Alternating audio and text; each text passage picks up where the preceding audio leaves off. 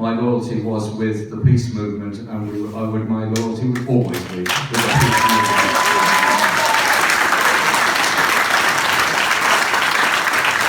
And as if this weekend isn't an object lesson in so much of history, and I'll come on to that in a moment in my very brief contribution. Yesterday morning, like I do, like all of us do, I guess, every morning, I go downstairs, turn on my phone and my computer, and compare the various news sites. And I was sort of thinking that the court decision, the International Court of Justice decision, would be the lead item on all channels. So I went to the BBC, and obviously, poor old Donald Trump needing $82 million to cover for his previous misdemeanors is a lead story and of greatest importance all around the world. You had to scroll for a long way before you got to anything about the ICJ. Compare that to going onto the Al Jazeera website, full report, detailed analysis of the implications and the possibilities of what would happen now. It is a shame that our mainstream media have reduced themselves to being the mouthpiece of press releases from governments and commercial organisations rather than any serious analysis of the situation going on in the world. And quite often, quite simply, they are cheerleaders for more killing, more fighting, more war and more arms sales. It's time we have an alternative ways to do that. Now, others explain the situation better than I can, but this morning I had a discussion with a number of people, including my great friend, our great friend, Mustafa Barghouti from the Palestine National Initiative, about what is actually the situation in Gaza. And his figures are, and I believe them, 30,000 plus already dead, up to 9,000 he believes that are missing, and the destruction of all of the infrastructure, and of course all the stories that we've heard about the lack of medical support, lack of equipment and everything else means that people are now dying from wholly preventable conditions. He is a doctor, and he was saying he dreads the coming of spring and the warmer weather in Gaza, because that will be, with the fetid water, with the lack of sanitation, the lack of sewage treatment plants, cholera is going to be next amongst those poor people who are massed in a million around Rafah, desperately trying to find a future. And so when South Africa took their case to the International Court of Justice, I went to The Hague to be a witness. I was invited by South Africa to go and take part in the observation of their preparation. And there was something deeply poignant about getting to the International Court of Justice in a case brought by South Africa.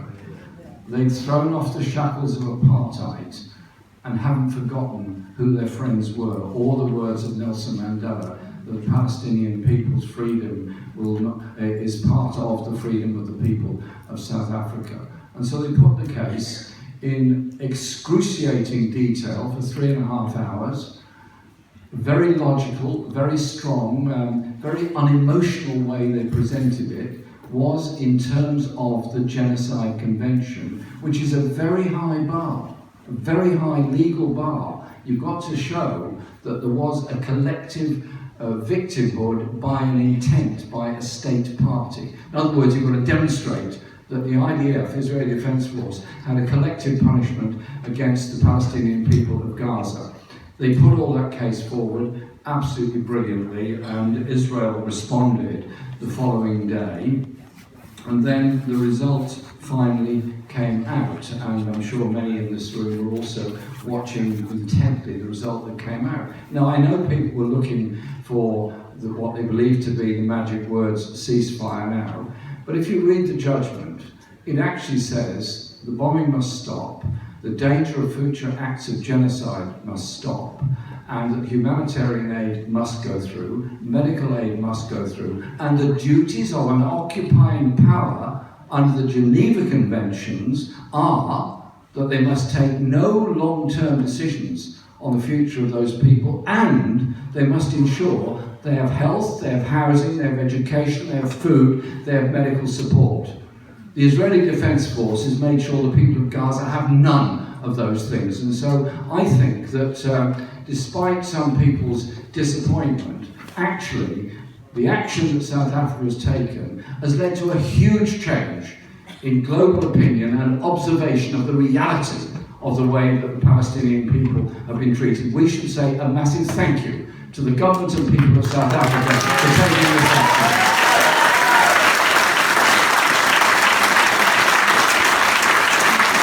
The last thing I say is this: the response now to the allegations against 12 members of the United Nations Relief and Works Agency of withdrawing funding by Britain, by the USA, by a number of other countries is beyond disgusting.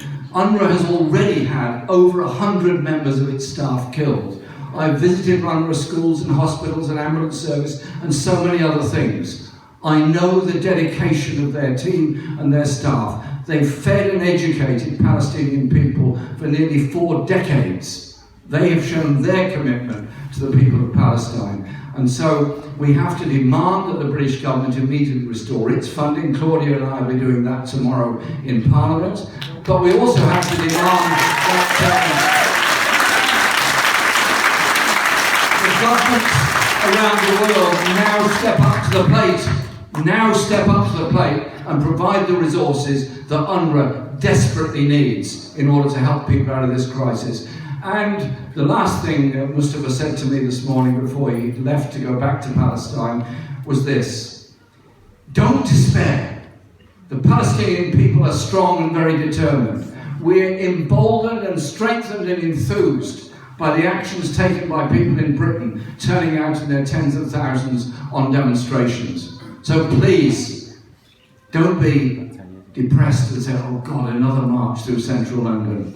Be there on Saturday, march through central London, stand up for the people of Palestine and make sure our voices are always heard until there is peace, until there is justice for everybody in the Middle East. Thank you very much.